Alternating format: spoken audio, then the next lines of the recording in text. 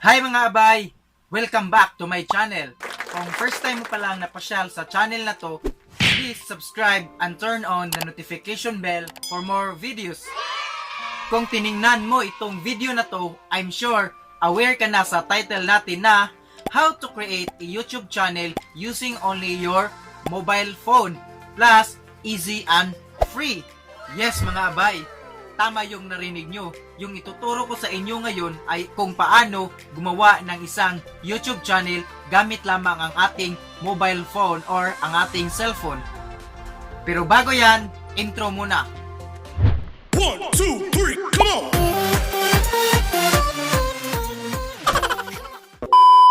Karamihan sa atin ngayon mga abay ay nasa bahay lamang dahil nga sa pandemic na to. Kaya hindi natin maiiwasan na maboard,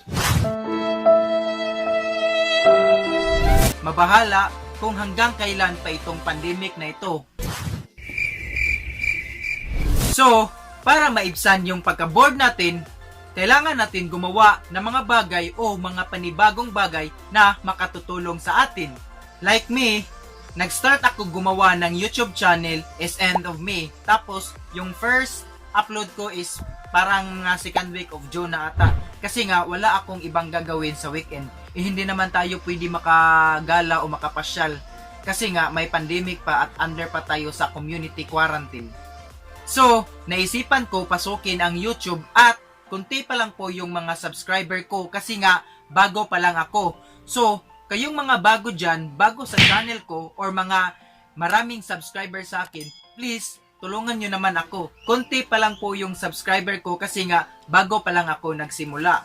Bilang isang small YouTuber like me, hindi naman ito hadlang upang makaturo o i-share ko sa inyo kung ano yung mga nalalaman ko.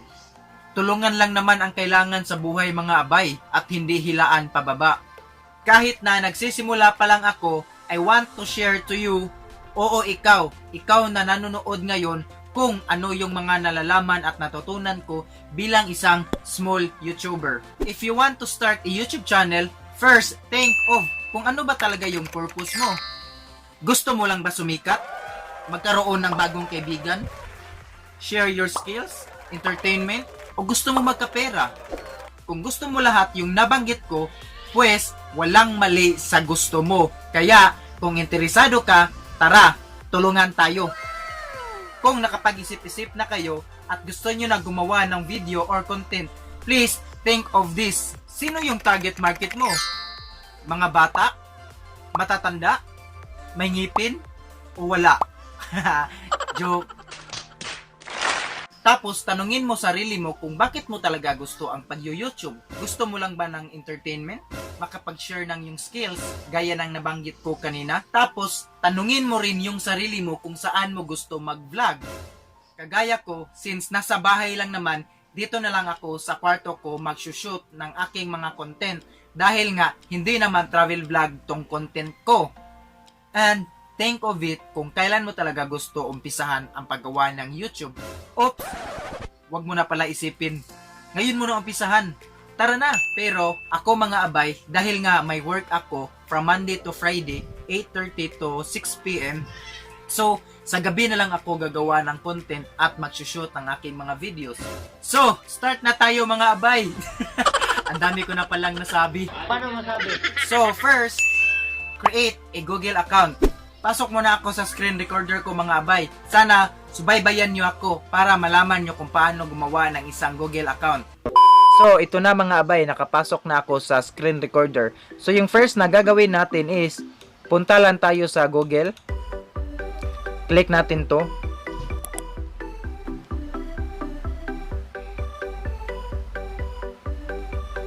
Ngayon, nakapasok na tayo sa Google mga abay. Click lang natin tong icon na to. Kung nakikita nyo, may nakalagay na logo. Kasi nga, ito yung ginagamit ko doon sa YouTube channel ko. So, click natin to. Tapos, makikita natin ngayon mga abay, may mga options siya. So, nakikita nyo sa itaas, yung Nansoy TV, ito yung ginagamit ko. Tapos, pwede ako mag-add ng another account. Pwede ko i-manage yung account ko na ginagamit sa device na to. So, dahil nga mag-create pa tayo ng new account, so i-click natin tong add another account or hindi ako sure kung anong lumalabas pag wala talagang naka-registered na account dito sa device pag bago lang. Pero since tutorial lang naman to, i-click natin tong add another account. Ayan. So ito na yung lalabas mga abay after we click the add another account. So maghihingi siya ng email. Since may naka-registered na email dito sa mobile na to, kaya lalabas itong email or phone. So dahil magki-create pa tayo, click na lang natin tong next. Create account. So ayun, may option siya kung for myself or to manage my business. So yung gagawin natin is to click the for myself.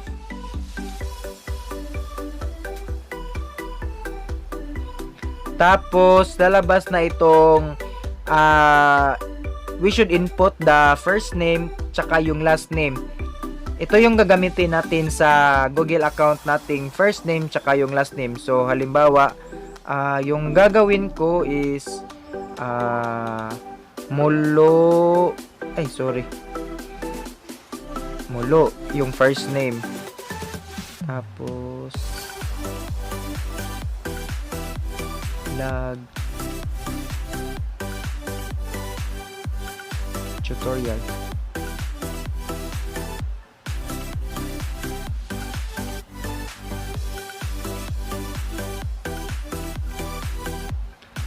So depende na sa inyo mga bay kung ano yung ilalagay nyong first name tsaka yung last name. So after this, i-click natin tong go or next.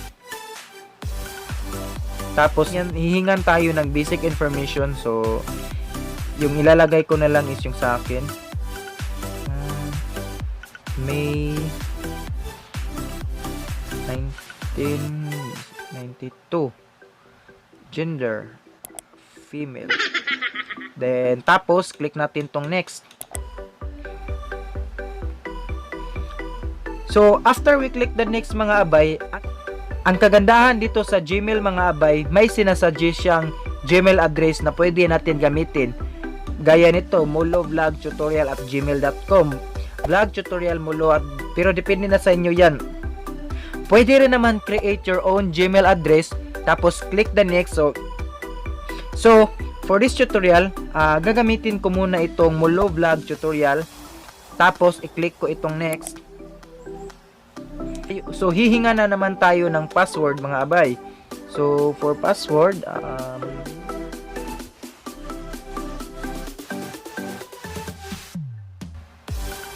so, after nyo makagawa ng password mga abay, click nyo lang tong next. Tapos, add phone number. Kagandahan dito sa Google mga abay, yung sinasuggest nila na add phone number is parang recovery lang ito. In case na malimutan mo yung password mo. So, pwede natin to skip mga abay or yes, I'm in. So, for this tutorial, i-click ko na lang tong yes, I'm in. Ang kagandahan dito, pag i-click mo tong yes, I'm in, hihingi sila ng mobile number mo kung ano yung ginagamit sa phone mo, tapos i-re-register nila doon sa Gmail address mo. So, click natin tong yes, I'm in. So, ayun, ito na mga abay. Review your account info. So, ito yung ginawa natin kanina, Mulo Vlog Tutorial. So, nasa baba yung Gmail address. So, mulovlogtutorial.gmail.com. After that, click natin next. So ito, privacy and terms, I'm sure hindi lang ako yung nag-iisang hindi nagbabasa nito. So i-click natin tong agree. So ito na yung kinalabasan mga abay. So kanina, yung nakikita natin na picture ko from Nansoy TV, napalitan na siya ng letter M. Ibig sabihin yung first letter ng ginawa ko. So M is for Mulo. So pwede natin to i-click. Tapos ito na siya. So nasa baba na yung Nansoy TV, yung first na account ko. Tapos nasa taas yung ginawa natin kanina. So pwede natin i-manage your Google account. Click natin tong manage your Google account.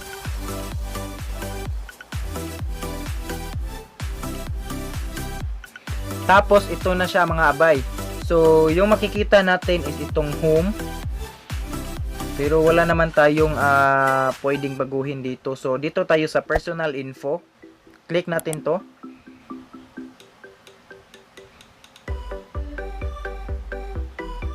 Tapos lalabas yung profile natin. So makikita nyo mga abay, wala pa siyang profile picture, pero pwede natin siya lagyan ngayon. So click na lang natin tong add a photo to personalize your account.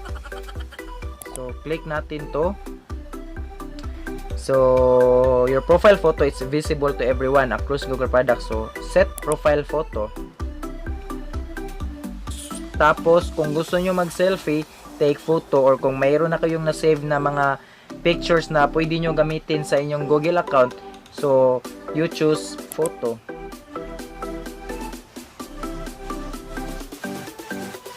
So for this tutorial, hanap ako ng gagawin kong profile picture doon sa Mulo Vlog tutorial. So ito na lang. Okay. Set.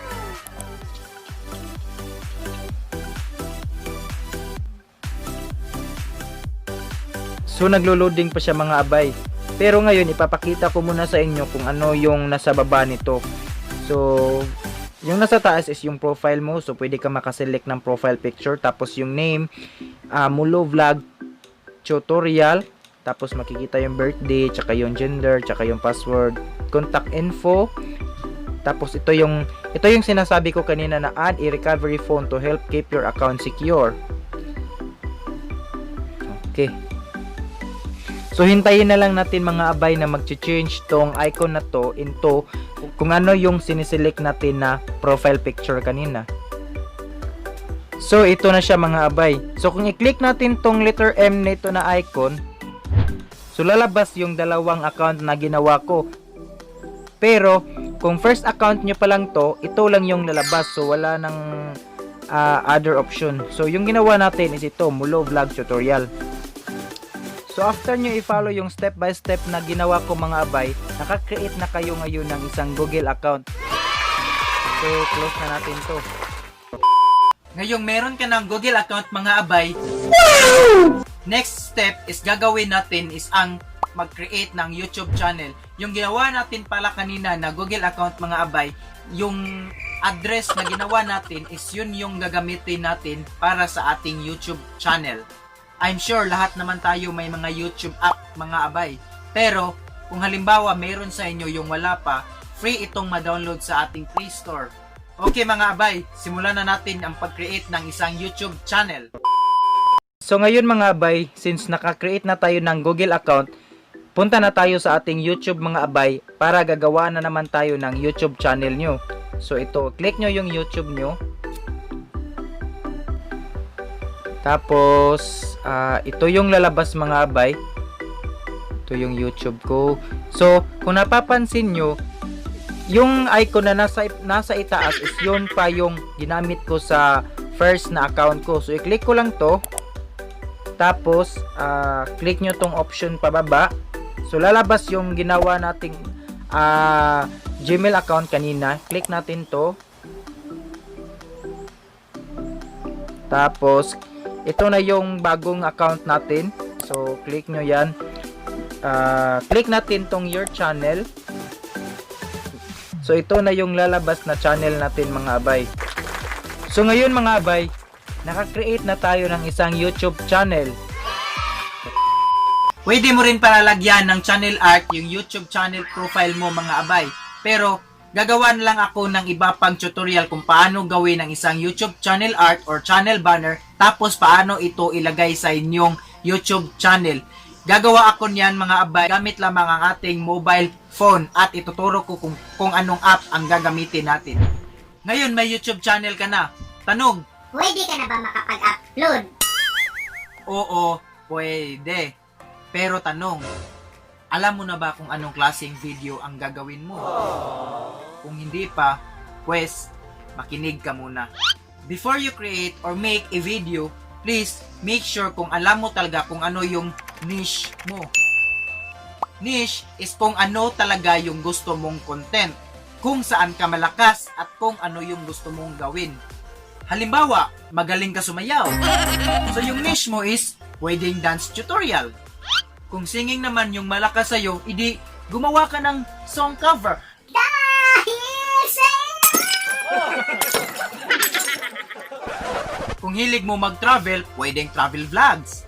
Pwede rin naman mga tutorial mga abay. Depende na sa inyo yan kung saan ka malakas at kung ano yung nagpapasaya sa inyo. Kagaya ko, since hilig ko magpatawa at gusto ko yung mga comedic approach, so yung content or yung niche ko is all about comedy videos. Dahil bukod sa nakapag-share ako ng mga good vibes, natatawa rin ako sa mga ginagawa ko. So, isipin nyo mga abay kung ano talaga yung content na gusto nyo. Sana po may natutunan kayo sa tutorial na ito. Kung may mga katanungan pa po kayo, please comment nyo na lang sa baba para masagot natin. Maraming salamat po mga abay. Good luck on your YouTube channel.